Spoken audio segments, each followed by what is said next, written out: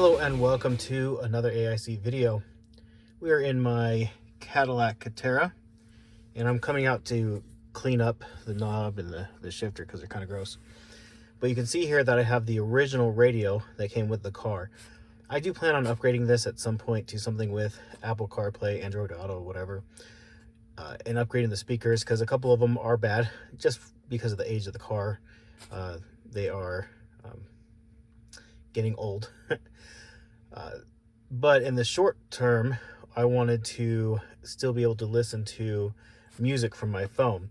Now I have a CD player and unfortunately that is not working. I've tried a few different CDs in here and it won't read them. I don't know if they're just newer CDs that this won't read or if there's a problem with the drive itself. I don't think it's worth investing time into trying to fix it. However, the tape deck works great and there are a ton of options on the market now for adapting tape decks to Bluetooth. Now this is the one I pick up. It's an Ars Vita, A-R-S-V-I-T-A. I'll put a link to this in the description. I picked this one specifically for one reason. Most of them have this cable with a dongle on it, but this one is different in that it has physical buttons instead of touch buttons. And if we flip it to this side, I believe that's a slot for SD card, so you put music on an SD card, but it also has the charger here on the on this dongle. So let's go ahead and put it in the tape deck.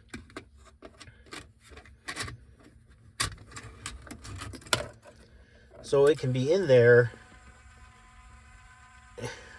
I'll kick out here in just a second, and I'd still be able to charge it while it's being used. So if I go on a long car trip, the battery in these is not very big for obvious reasons, and so if I felt the need to charge it, I could. A lot of them, the charging port is on the tape player itself. I'll go ahead and reject this.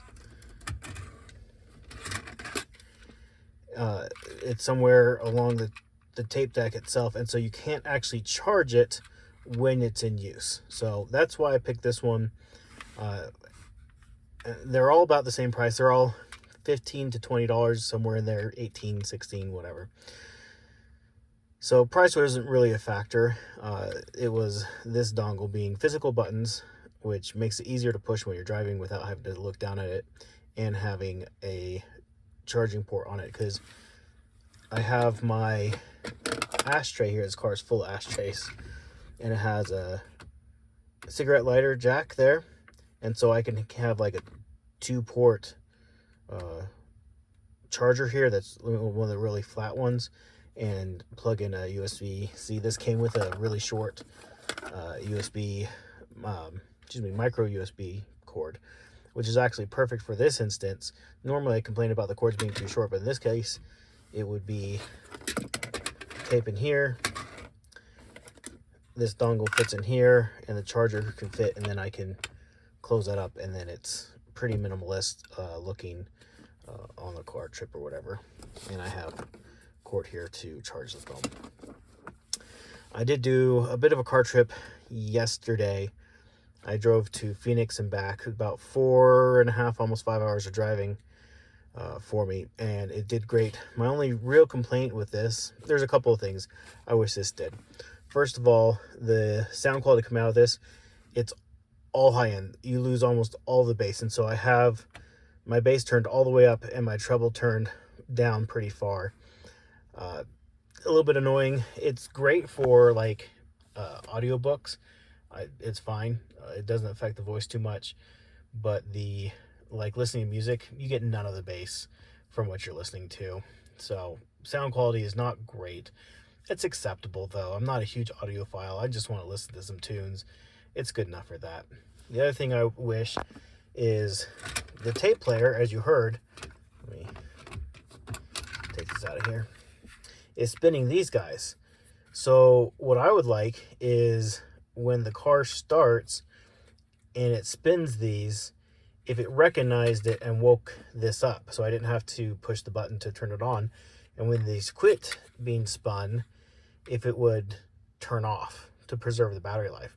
I think that'd be really cool. The other thing is if this has the option to skip when I'm playing music. Like if I had I put an actual tape in here to test it, and it worked, and I could hit skip, and it would skip through, 30 seconds or a minute of tape.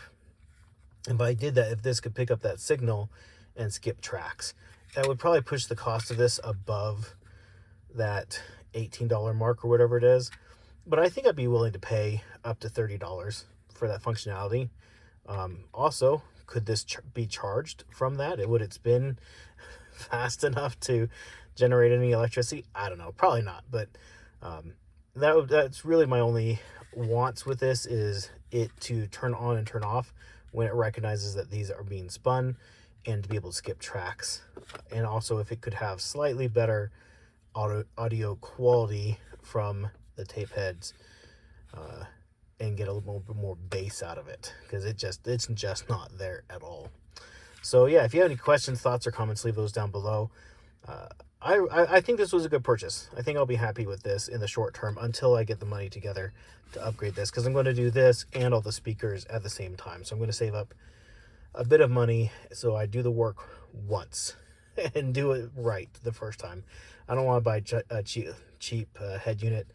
I did that in my wife's car just because I didn't know what I wanted, and so I didn't want to spend too much money, and I kind of regret that now, because that has not been a very good head unit. And so I want to spend the correct money and have a good head unit on here. So anyways, thank you for watching, and I hope you have an amazing day.